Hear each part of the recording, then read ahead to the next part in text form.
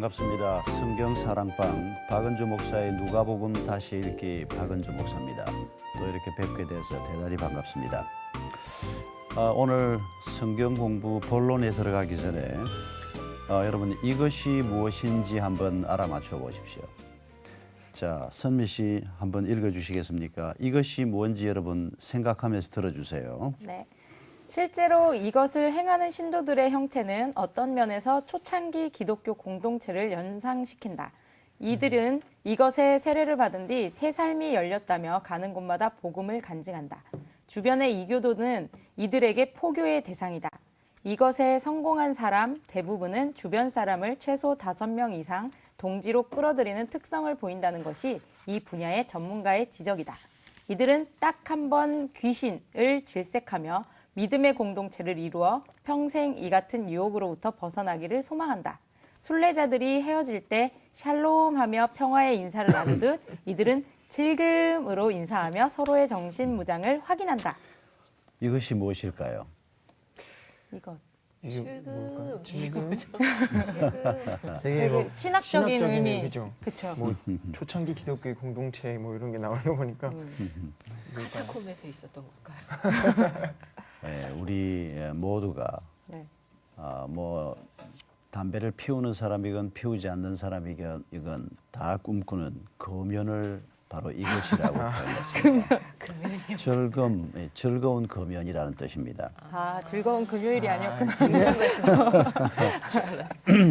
얼마 전에 몇 해 전이죠. 벌써 이주일 씨가 폐암으로 죽어가면서 그가 텔레비전 앞에 나와서 국민 여러분 담배 피우지 마세요. 담배 피우면 저처럼 됩니다. 저도 건강이라면 자신 있었습니다.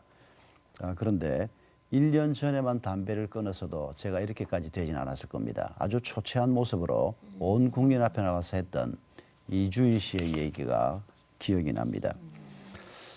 참 안타까운 일이었지만은 그러나 그가 죽어가면서 이 담배를 몰아내고 이 담배 연기를 몰아내기 위해서 애썼던 것, 그게 금연의 길을 예비하는 이주일 씨의 모습이었습니다.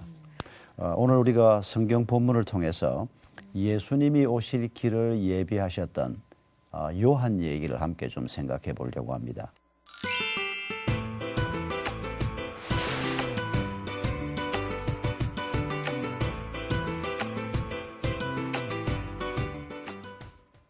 자, 누가복음 3장 1절로 6절 말씀을 다 같이 읽을까요? 그러면 자, 시작. 디베리오 황제가 통치한 지 15해 곧 본디오 빌라도가 유대의 총독으로 헤롯이 갈릴리의 분봉왕으로 그 동생 빌리 이드레와 드라고니 지방의 분봉왕으로 루사니아가 아빌레네의 분봉왕으로 안나스와 가야바가 대제사장으로 있을 때에 하나님의 말씀이 빈들에서 사가랴의 아들 요한에게 임한지라. 요한이 요단강 부근 각처에 와서 죄 사함을 받게 하는 회개의 세례를 전파하니 선지자 이사야의 책에 쓴 바 광야에서 외치는 자의 소리가 있어 이르되 너희는 주의 길을 준비하라. 그의 오실 길을 곧게 하라. 모든 골짜기가 메워지고 모든 산과 작은 산이 낮아지고 굽은 것이 곧아지고 험한 길이 평탄하여질 것이요 모든 육체가 하나님의 구원하심을 보리라 함과 같으니라. 아멘. 세례 요한 얘기를 누가가 시작하고 있습니다.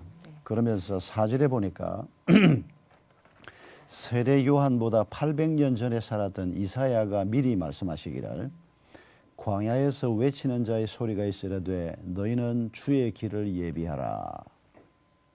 800년 전에 이사야가 800년 후에 올 요한을 향해서 이 사람이 주의 길을 예비하는 사람이 될 것이다. 이런 예언을 했다는 말씀입니다. 자, 이 주의 길을 준비한다. 주의 길을 예비한다. 이 4절에 있는 이 표현에 우리가 집중하면서 오늘 본문에서 한 몇 가지 가르침을 생각해 보려고 합니다. 첫째는 누가 주의 길을 준비하는 사람인가? 둘째는 어디에서 우리가 주의 길을 준비하는 사람인가? 셋째로는 어떻게 주의 길을 예비해야 하는 것인가? 오늘 본문에서 이런 질문을 가지고 우리가 한번 발견해 보려고 합니다. 자, 먼저 누가 주의 길을 예비해야 하는가? 누구라고 그랬죠? 세례 요한. 세례 요한. 그런데 요한에게만 주신 말씀일까요? 아니요. 우리에게도. 예. 요한에게는 하나님께서 예수 그리스도가 사역을 시작하기 6개월 전에 요단 강가에서 세례 혹은 침례를 베풀면서 예수님이 오실 길을 예비했다. 그 얘기를 지금 우리에게 소개하는 겁니다. 그리고 난 다음에도 2000년 동안 역사가 이어져 왔습니다. 2000년 동안 복음 전파가 계속됐고 하나님의 사람들이 계속해서 요한처럼 일을 해왔습니다. 토마스라는 분 이름 기억하시죠? 네. 1860년대에 한국 왔던 분입니다. 조선 땅에 왔던 분입니다. 그때 조선 땅은 전 세계에서 가장 구석진 곳에 있는 사람들이 잘 알지 못하는 곳이었습니다. 토마스 목사님만 해도 중국으로 선교사로 왔습니다. 그런데 중국에서 아내를 잃습니다. 아주 젊은 신혼 부부가 중국으로 왔는데 토마스 선교사님이 여행을 갔다가 돌아왔을 때 사모님이 병으로 죽어 있었습니다. 그런데도 그분이 영국으로 돌아가지 않았습니다. 그리고 괴로워하면서 계속 선교지에서 씨름하던 중에 조선에 관한 얘기를 듣습니다. 중국 곁에 붙어 있는 조선이라고 하는 나라가 있다더라. 그러면서 한국말, 조선말을 배우기 시작합니다. 그러면서 어떻게 하면 저 땅으로 들어갈 수 있을까? 그러다가 우리가 아는 대로 1866년에 미국 상선 제너럴 셔먼호를 타고 통역관으로 따라 들어오는 겁니다. 그리고 대동강변에서 성경을 사람들을 향해서 집어던지면서 순교하지 않습니까? 그분이 죽고 난 다음에도 몇십 년이 지난 후에도 별일이 일어나지 않았습니다. 그러나 한국 교회 역사는 토마스 목사의 순교가 이 땅에 복음의 문이 열리는 길을 예비하는 죽음이었다고 분명하게 기록하고 있습니다. 실제로 토마스라고 하는 20대 젊은 선교사가 조선 땅에서 그렇게 돌아가셨다더라는 소식이 번지면서 유럽과 미국에 있는 수많은 젊은 그리스도인들의 가슴이 뜨거워졌습니다. 그리고 그들이 100명, 200명, 300명 이 조선 땅으로 계속 들어왔던 겁니다. 하나님께서 하나님이 원하시는 일을 하나님이 원하시는 곳에서 행하도록 하기 위해 항상 사람을 부르십니다. 하나님께서는 요한을 먼저 부르셨습니다. 그리고 예수님이 오시는 길을 그로 하여금 예비하게 했다는 것입니다. 오늘도 우리 네 사람을 포함해서 이 성경 사랑방을 지금 듣고 있는 모든 그리스도인들이 바로 이 부름을 받은 사실을 우리가 기억하자는 것입니다. 우리가 다 주의 길을 예비하는 자로 2000년이 지났지만은 지금도 우리 주님이 무언가 하시고자 하는 그 일에 부름을 받은 자로 우리가 지금 이 자리에 있고 또 지금 이 시간에 성경 사랑방을 보고 있다는 것입니다. 자, 우리가 두 번째로 생각할 것이 어디에서 주의 길을 예비하는 자가 될 것인가 하는 것입니다. 자, 성경 본문을 보십시다. 3절에 주의 길을 예비하는 요한이 어디에 있다고요? 요단강 부근. 요단강 부근에 있습니다. 이게 무슨 의미가 있을까요? 우리는 전부 그러면 강가로 가야 됩니까? 그게 아니지요. 그의 사역지를 얘기하는 겁니다. 그가 살던 곳을 얘기하는 겁니다. 더군다나 우리가 1절, 2절에서 요한이 활동을 시작할 때 황제는 디베리오, 유대 지방을 다스렸던 총독은 빌라도, 그리고 분봉왕 누구. 또 그때 대제사장은 누구라고요? 2절에 나오지요. 안나스와 안나스와 가야바. 자, 이런 사람들이 있을 때에 하나님의 말씀이 요한에게 임했고 요한은 요단강 부근 각처에 와서 말씀을 선포하고 세례를 베풀고 침례를 베푸는 자기 사역을 시작했다는 것입니다. 이게 무슨 뜻입니까?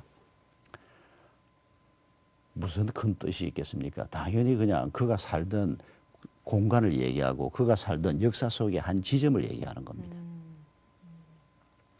하나님의 말씀은 진공 속에 주어지는 게 아니라는 것입니다. 하나님의 말씀은 허공을 향해서 던져지는 게 아니라는 것입니다. 우리가 살고 있는 삶의 자리에 주어지는 것이라는 겁니다. 우리가 주의 길을 예배하는 사역 또한 우리의 삶의 자리에서 오늘 내가 이 자리에 있지만은 시간이 지나고 나면 이거 역사가 되는 겁니다. 내가 있는 이 자리에서 하나님께서 우리에게 뭘 원하시는가? 그 얘기를 2000년 전 상황에서는 이렇게 설명하고 있는 겁니다. 훗날 오늘 우리가 어떤 하나님의 일을 놓고 어떤 기록의 대상이 될 때는 그렇게 얘기하지 않겠습니까? 그때 박근혜 대통령이 대통령이었을 때다. 그때 서울시장이 누구였을 때다. 그때 뭐 서울에 어떤 이런 유명한 사람이 인기를 얻고 있을 때였다. 우리의 상황을 설명하는 겁니다. 그때 상재라는 사람이 뭐 가수가 한 사람이 있었는데 그 사람이 이런 삶을 살았다. 하나님이 그런 얘기를 우리를 놓고도 똑같이 쓰고 싶어 하시는 겁니다. 그러니까 성경 얘기가 그저 2000년 전 얘기가 아니고 그걸로 끝나고 말면 무슨 의미가 있겠습니까? 성경에서 언급되고 있는 하나님의 약속이나 사역들이 오고 오는 그리스도인들에 의해서 계속해서 반복되고 시대는 바뀌지만은 변치 않는 복음이 변화되는 역사 속에서 상황 속에서 계속해서 이 복음이 사람들을 변화시키고 세상을 변화시키는 복음이 될 수 있는 그걸 지금 하나님께서 원하시는 것입니다.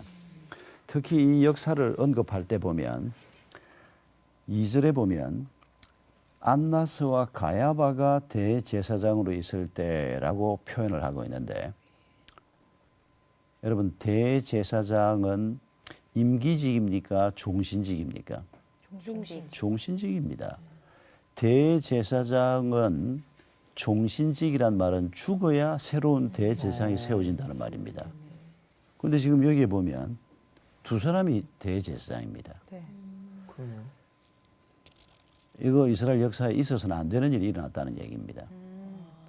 한 사람이 살아있는데 그 사람이 죽어서 새로운 사람이 대제사장이 되는 게 아니고 지금 두 사람이 대제사장입니다. 한 사람은 전에 대제사장이었고 그런데 이게 장인과 사위입니다. 이 사람들이. 집안이 다 해먹는 거네요. 다 이런 말을 세습이네요. 원래 대제사장직은 세습은 맞아요. 네. 아론의 자손들이 계속 세습으로 가도록 하나님이 정하셨는데 그런데 지금 안나스 가야바 두 사람이 동시에 대제사장으로 있다는 말은 벌써 하나님이 주신 제사장직이 말씀을 따라 흘러가고 있지 않다는 것을 보여주는 겁니다. 로마 정부가 개입을 하고 마음에 안 드니까 바꾼다든지 그러니까 이게 벌써 가장 중요한 직분인 대제사장 직분이 말씀과 상관없이 흘러가고 있는 이런 역사 속에 요한이 나타났다는 얘기입니다. 그런데 이 요한은 또 제사장직을 버린 사람입니다. 그러니까 하나님께서 사람을 쓰시는데 그리고 그 상황을 우리에게 지금 보여주는데 이렇게 표현해 볼 수 있을까요? 가끔씩 우리 사회에서도 이런 말이 있지 않습니까? 뭐 경제는 인류고 뭐는 이류인데 뭐 정치가 삼류다 이런 소리 옛날에 종종 사람들이 썼던 표현인데 하나님께서 바로 이런 상황 속에 우리를 두셨습니다. 지금 이런 정치가 이루어지고 남북은 분단돼 있고 이제 경제가 좀 회복이 돼서 2만 불을 넘어섰는데 그러나 여전히 지금 빈부격차는 심각하고 우리 땅만 해도 사도행전 17장 26절에 보면 이런 말씀을 하나님께서 하고 있습니다. 인류의 모든 족속을 한 혈통으로 만드사 온 땅에 거하게 하시고 저희의 연대를 정하시며 거주의 경계를 한하셨으니 우리가 2014년도를 살고 있는 이 경계, 이 연대를 누가 정하셨다고요? 하나님이 정하셨다는 것입니다. 한국인으로 우리의 삶의 경계를 정하신 게 누구시라고요? 하나님이시라는 겁니다. 그거 불평해봐야 아무 소용없습니다. 바꿀 수 있는 것도 아니고. 그렇다면 우리가 나를 한국인으로 태어나게 하시고 그것도 고려 시대도 아니고 조선 시대도 아니고 지금 이 시대에 태어나게 하시고 이런 과제가 있는 세상 속에 나를 두시고 그러면 내가 그리스도인으로서 주의 길을 예비하고 복음의 길을 예비하는 내 사역은 뭐가 돼야 될까? 뭐 배우로서, 가수로서, 목사로서, 주부로서, 학생으로서 우리 각자가 있는 자리에서 그걸 지금 하나님께서 우리에게 말씀하고 싶어 하는 것입니다. 이제 마지막으로 우리가 생각하려고 하는 것이 가장 중요한 본론이겠습니다만은 어떻게 주의 길을 예비하는가 하는 것입니다. 자, 요한이 어떻게 주의 길을 예비한다고 얘기하는가 4절에서 한번 보십시다. 자, 너희는 주의 길을 준비하라 예비하라. 어떻게 해요? 맨 마지막에 나오는 말씀이 뭡니까? 그의 오실 길을 곧게 하라. 곧게 하라. 5절에 모든 골짜기가 메워지고 모든 산과 작은 산이 낮아지고 굽은 것이 곧아지고 험한 길이 평탄하여질 것이요. 이 장면은 왕이 행차하는 장면을 준비하는 표현 같아 보이지 않습니까? 옛날에 아스팔트가 되어 있지 않았습니다. 그러니까 왕이 마차를 타고 나가면 울퉁불퉁한 길을 가야 됩니다.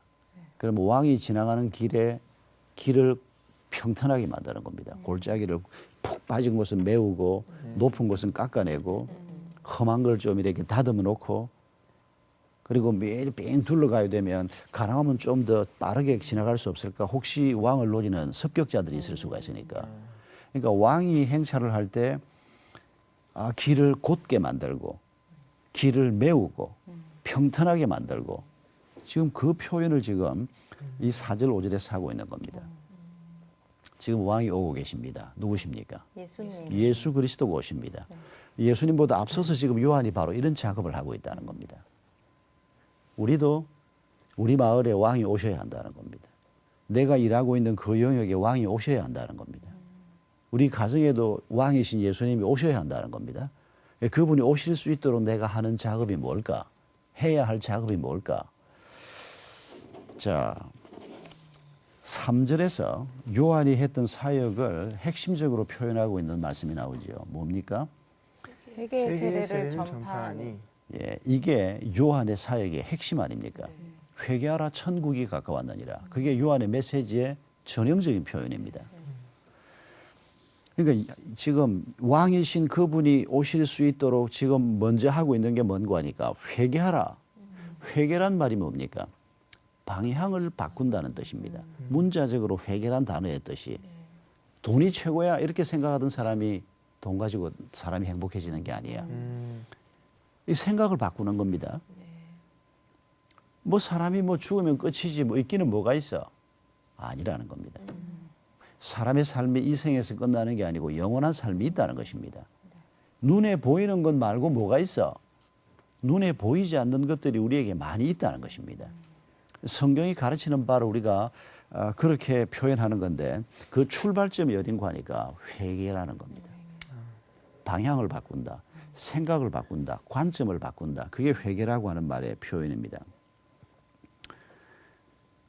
오늘 수많은 사람들이 먼저 생각을 바꾸어야 할 왕이신 그분을 만나기 위해서 생각을 바꾸어야 할 중요한 회개가 뭔고 하니까 죄사함의 문제라는 것입니다. 왜 죄사함을 요한이 이렇게 강조합니까? 사람이 왜 행복해지지 못하는가?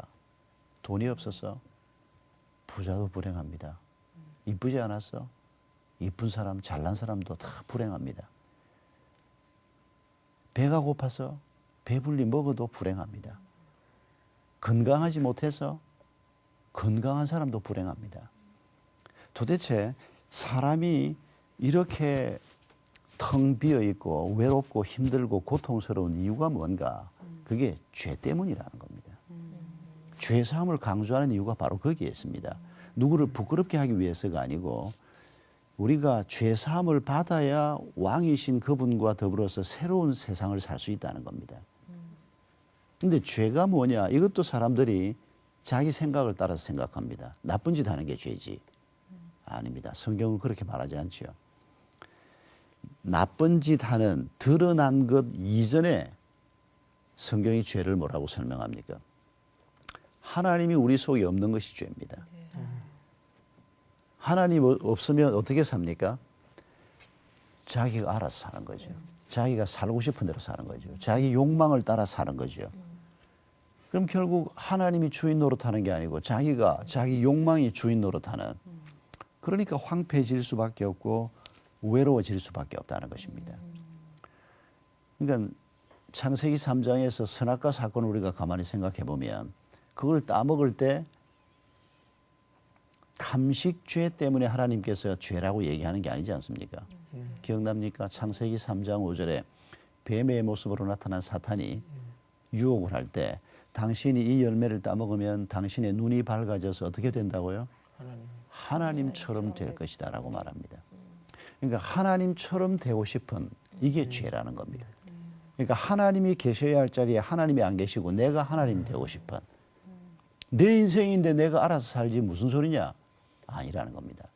내 인생이지만은 내가 주인 노릇하면 황폐해질 수밖에 없고 하나님이 주인 노릇하셔야 하나님이 인도자가 되셔야 진정한 평화가 있을 수 있는데 이게 창세기 3장의 최초의 범죄 사건입니다. 사람들이 이걸 알지 못하는 겁니다. 인간이 어디에서 추락했는가? 인간이 어디에서부터 잘못됐는가?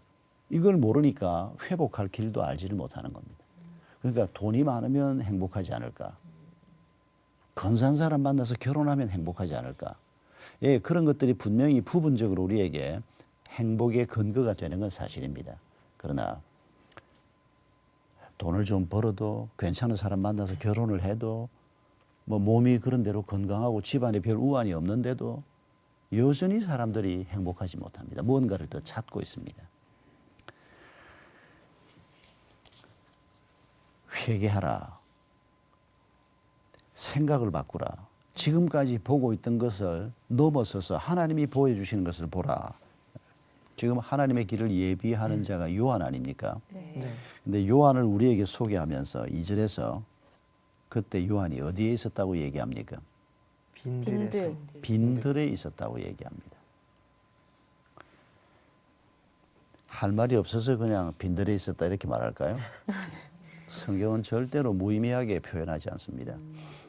하나님의 길을 예비하도록 부름을 받은 사람, 800년 전에 이사야가 이 사람이 하나님의 길을 예비하는 사람일 것이다라고 미리 예언도 했던 이 중요한 사람, 이 사람이 부름을 받았을 때 빈들에 있었다는 것입니다. 이게 무슨 의미일까요? 이게 우리가 어떻게 주의 길을 예비하는 자가 될 수 있는가 하는 것하고 직결되는 아주 중요한 표현이라는 겁니다. 잘 아시는 대로 요한은 제사장 집안의 아들입니다. 그의 아버지 사가랴가 제사장이었지 않습니까? 네. 그러면 제사장은 당연히 그 아들로 세습이 됩니다. 한 20살쯤 되면 아버지를 따라서 성전을 들락거리면서 훈련을 받기 시작합니다. 그리고 30살이 되면 정식으로 제사장으로 직무를 시작합니다. 이 시대의 제사장이라고 하면 요즘 그냥 뭐 목사다 그런 의미가 아닙니다. 제사장은 요즘 목사집이 아닙니다. 그 당시에 국가 지도자입니다. 이 사람들이. 왜 구약시대나 예수님 당시까지 보면 제사장이 그냥 종교적인 일에만 몰두하고 있는 사람들이 아니고 왜 구약에는 보면 제사장들이 전쟁이 나면 전쟁터에 나가지 않습니까? 장수가 돼서 지도자가 돼서. 그러니까 제정일치 시대에 제사장 역할은 그냥 종교 지도자로만 남는 사람들이 아니었습니다. 그러니까 이 사람들이 그 당시 사회에서 뭐 한 0.1% 혹은 1% 안에 들어가는 잘 사는 사람이고 교육 많이 받은 사람이고 이런 수준의 사람이라는 겁니다. 그런데 그런 집안의 자식인데 어떻게 해서 이 사람이 제사장직을 물려받지 않고 언제부터 광야에 있었는지 성경은 일체 설명하지는 않습니다. 아마 우리가 천국 가면 이걸 다 이제 알게 될 텐데. 근데 부름을 받았을 때 그가 제사장 직분도 없었고 빈 들에서 옷을 뭘 입고 있었습니까? 오늘 본문에는 없지만은 요한을 설명을 할 때 항상 나오는 표현. 낙타 트롯을 입고 메뚜기를 먹고 석청을 먹고 누구는 야 영양식 먹었다 이런 사람이 있는데 사실 그 석청 꿀이죠. 네. 꿀 중에서 그 야생 벌들이 돌 사이에 갖다 놓은 이 꿀은 요즘 같으면 굉장히 비싼데 근데 성경은 요한이 비싸고 맛있는 꿀 먹었다 그런 의미로 하는 얘기가 아닙니다. 들판에 있었다는 얘기를 하는 겁니다.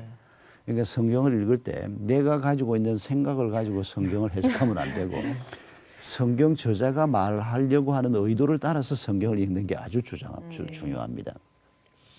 한마디로 아주 세련된 그런 삶을 산 사람이 아니라는 겁니다.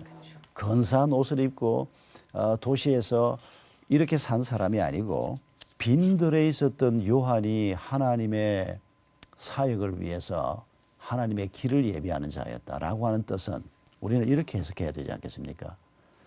오늘 우리가 이 세상을 살면서 남보다 좋은 음식 먹고 남보다 좋은 집에 살고 명품 가방 들고 다니고 이런 걸 꿈꾸면서 하나님의 길을 예비하는 자가 되려고 한다. 안 될 거라는 겁니다. 그 사람은 하나님의 길을 예비하고 복음의 길을 예비하는 사람이 되기 어려울 거라는 겁니다. 그렇지 않겠습니까? 어떻게 하나님의 나라를 꿈꾸고 하나님의 나라 세우는 일을 생각하는 사람이 여러분 지금도 한 달에 10만 원이면 선교지에서 한 사역자의 한 달 생활비가 되는 곳이 많습니다. 10만 원이면. 사역자가 한 사람 서 있으면 그 지역의 복음화가 훨씬 빨라집니다. 그런데 이 사람들이 생활비가 없으니까 나가서 일을 합니다. 그러니까 일을 하니까 성경 연구도 잘 못하고 사역에 인발브를 잘 못하는 겁니다.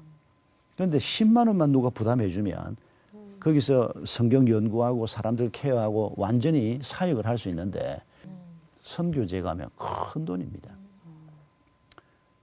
이런 돈의 가치, 사역을 생각하면 돈이 있다고 막 그냥 좋은 옷 사입고 다니고 어쩌다가 한 번씩은 우리가 그렇게 할 수 있죠. 그러나 그리스도인이 어떤 청년이 저한테 그런 질문한 적이 있습니다. 목사님, 그리스도인이 최고급 차를 타고 다녀도 괜찮습니까? 이런 질문을 한 적이 있습니다. 정말 믿음이 있는 사람이라고 하면 자기 자신을 위해서 잘 먹고 잘 사는 일에 그렇게 투자를 많이 해서는 그 사람을 우리가 하나님의 길을 예비하는 사람이라고 보기 어렵다는 것입니다. 그런 점에서 오늘 우리 한국 사람들은 너무 잘 삽니다. 한국 그리스도인은. 요한이 이때 빈 들에 있었다는 이 표현을 우리가 염두에 두어야 합니다. 그래서 하나님께서는 우리를 보고 부자 되려고 하지 말라 그러지 않습니까? 안 되겠습니까? 상재 씨. 부자가 아니라. 그러니까 부자가 아니니까 이제 부자가 되려고 하는 거지. 그렇죠. 그거에 대한 욕심이 그죠. 있긴 있죠. 마태복음 19장에 우리 예수님께서 부자 청년에게 했던 말 기억납니까? 모든 거 다 내려놓고 나를 따라오라. 그럴 때 이 사람이 그렇게 못하지 않습니까? 네. 그때 예수님이 하신 말씀이 낙타가 바늘 귀로 들어가는 것이 부자가 천국 들어가는 것보다 쉽다 그렇게 말했습니다. 근사하게 말했지만 간단하게 말하면 낙타가 바늘 귀로 못 들어가는 것처럼 부자는 천국 못 들어간다는 얘기입니다. 그렇지 않습니까? 그래서 부자 되려고 하지 말라는 겁니다. 그러면 하나님이 큰 돈을 주시면 어떻게? 자기 돈이 아니라는 겁니다. 그러니까 하나님이 큰 돈을 주셨지만은 하나님이 무슨 큰 걸 주셨지만은 이거 내게 아니니까 주인 대신 하나님에게 하나님이 이거 어떻게 쓰라는 겁니까? 그리스도인은 부자일 수가 없다는 겁니다. 세례 요한이 설교하면서 세리들에게 권한을 남용하지 말라고 얘기하고 군인들에게 힘 있다고 휘두르지 말고 남의 걸 뺏지 말라 그러고 이게 바로 빈들에 살고 있는 사람의 모습을 적용하는 거라고 생각합니다. 그래서 오늘 우리도 어떻게 하면 내가 내 삶의 자리에서 지금 하나님이 나를 세운 이 자리에서 내가 주의 길을 예비하는 자가 될 수 있을까? 그거 생각하면서 사는 사람이 그리스도인이라는 겁니다. 한 몇 년 후에 내가 주님을 위해서 뭘 해보겠습니다. 지금은 막 개체반같이 살더라도. 그건 그리스도인이 그렇게 생각하는 사람은 안 된다는 겁니다. 오늘 지금 이 순간에 내가 있는 그 자리에서 주의 길을 예비하는 자, 그게 주님께서 우리에게 주시는 말씀이라고 생각합니다. 오늘도 주님께서는 자신의 길을 준비하는 자를 찾고 계십니다. 우리 네 사람을 포함해서 이 방송을 듣고 계시는 모든 시청자들 또한 마찬가지입니다. 2000년 전에는 우리 주님께서 세례 요한을 자신의 길을 예비하는 자로 부르셨습니다. 700, 800년 전에는 이사야를 바로 그런 사람으로 부르셨습니다. 1860년대에는 하나님께서 영국의 한 젊은 청년인 토마스 목사를 그런 사람으로 부르셨습니다. 그리고 이제는 우리를 하나님께서 그렇게 쓰시기를 원하십니다. 아멘. 부담이다 이렇게 생각하지 말고 야, 이 부족한 나를 하나님께서 그렇게 쓰신다면 이게 얼마나 영광스럽고 얼마나 큰 기쁨이 있을까 이런 생각을 가지고 이런 생각을 하기에 쉽지 않다는 거 우리가 경험하지만은 그러나 이게 바로 믿음의 씨름입니다. 우리가 이런 생각 가지고 이번 한 주간도 열심히 또 기쁨으로 또 하나님이 주신 이 주님의 길을 예배하는 자의 삶을 잘 살 수 있기를 바랍니다. 아멘. 우리 함께 기도합시다. 감사하신 주님, 2000년 전 세례 요한을 우리 주님의 길을 예비하는 자로 부르신 것처럼 2000년이 지난 지금 부족한 우리를 우리의 삶의 자리에서 왕이신 예수 그리스도의 길을 예비하는 자로 불러주신 것 감사합니다. 빈 들에서 주님을 바라보면서 세상의 향락과 기쁨을 구하지 아니하고 그리스도인의 길을 걸어가면서 주의 길을 예비하는 자가 되었던 요한의 뒤를 쫓아가는 저희들이 되도록 도와주시옵소서. 많은 것 듣고 보고 살지만은 그러나 그것들을 탐하는 자가 아니고 주의 길을 예비하는 자의 그리스도인의 길을 걸어가는 저희들이 되게 해 주시옵소서. 예수님의 이름으로 기도하옵나이다. 아멘.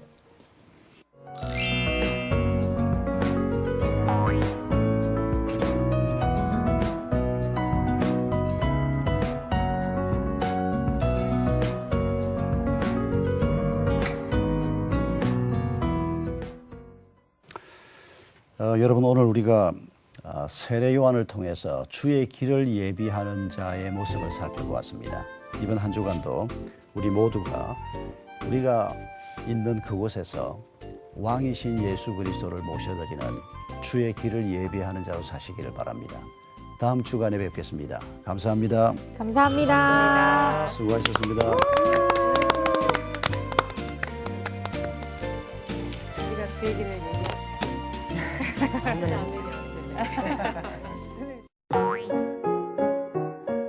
성경 사랑방 홈페이지에 궁금하신 점이나 시청 소감을 남겨주신 분들에게는 추첨을 통해 선물을 드립니다.